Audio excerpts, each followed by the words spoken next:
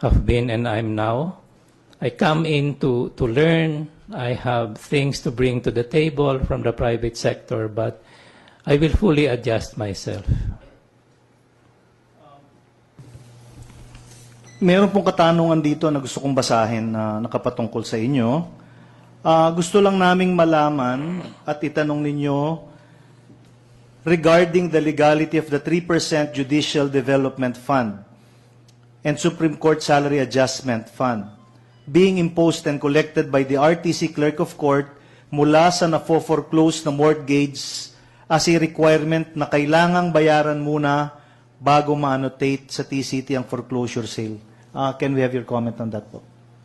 Well, I will have to confess, sir, I'm not very familiar with that procedure, so I will confess I cannot answer you po. Okay. With regards to the asset disclosure po of public officials, do you think there is a conflict between the secrecy provisions of the FCDL and the asset disclosure provisions of RA 6713? My own personal view, sir, is that there is none. My view is that, this is my own personal view, is that this is one of the provisions of the Constitution, which in my view is self-executing. Of course, if confronted, if I sit in the court as a judge, I will keep an open mind, and despite my personal view, will have to decide a case based on the facts and the law. As my final question, what should be the ideal relationship between a justice appointee and the appointing power? The proper relationship, sir, is the relationship which springs out of our tripartite system of government, which is we have three co-equal branches of government. Once the appointing power has made an appointment, the appointing power should respect the fulfillment of the duties of the appointee, for example, in the judiciary.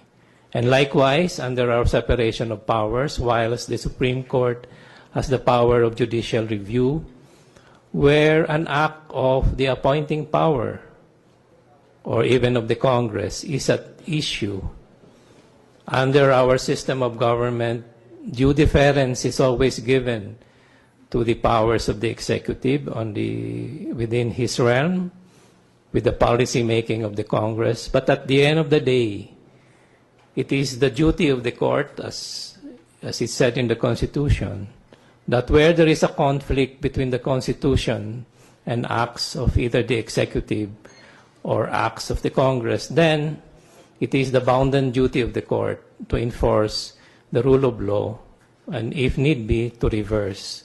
But then, many rulings of the Supreme Court, coming back from Chief Justice Laurel, always say the separation of powers is not supposed to be an ironclad separation of the three branches of the government. They are supposed to balance each other. They are independent branches, and hopefully, if there is mutual respect, that's why I say I go back the rule of law.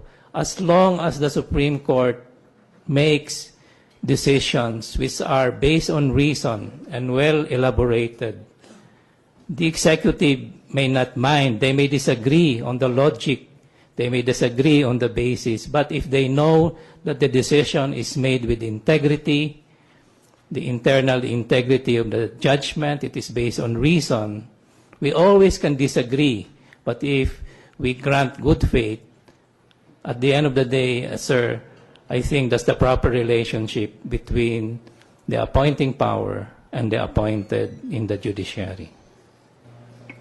Thank you. That will be all. Good luck, Solicitor General Jardeleza. Thank you, Justice Peralta. Thank you, sir. Justice Lagman is next. Thank you very much, Mr. Chair. Sol General Jardeleza, good afternoon. Good afternoon, ma'am. Now, a Chief Justice is both a jurist and a Chief Executive Officer of the judiciary. As a jurist, he is expected to be not only be actually independent but must be perceived as independent at all times. While as a CEO of the court, he has to deal with officials of the other two branches of government. If he will be appointed as the next Chief Justice, how can you maintain a cordial relationship with the other two branches of government and at the same time preserve your independence as a jurist? That will be a very that is a challenge, Your Honor, that I think I am willing to take. And I go back again. The role of the court is a passive one, as they say. The court waits for cases. The court does not make policy. The court does not enforce the laws. So for as long as the court keeps to its power, keeps to the limits of its duty, then it can coexist with the other branches of government. And it does need the other branches of the government. It needs the Congress, for example, when it needs to demarcate allocation of the judicial branches. It needs the executive when, for budget purposes, it needs funds for its infrastructure. And so I go back that if the courts stay to their duty, which is to decide only when there are cases, and decide well, by this, ma'am, I mean always by the use of reason. If the decision are using reason, and the citizen, the non-lawyers reading the decisions are convinced that there is logic, that there is integrity in the decision. You know, sometimes in a democracy, people will disagree. But as long as the court has the integrity of its decision-making process, from time to time, it may disagree with the executive. But I believe that at the end of the day, if when the Supreme Court stands for the rule of the law, it will be able to have a long-lasting, coexistent relationship with the other branches of government. Thank you. Now, let's go to another point. The use of the Judiciary Development Fund as well as the special allowance for the judiciary has been criticized because of its alleged lack of transparency. Do you think that criticism is valid?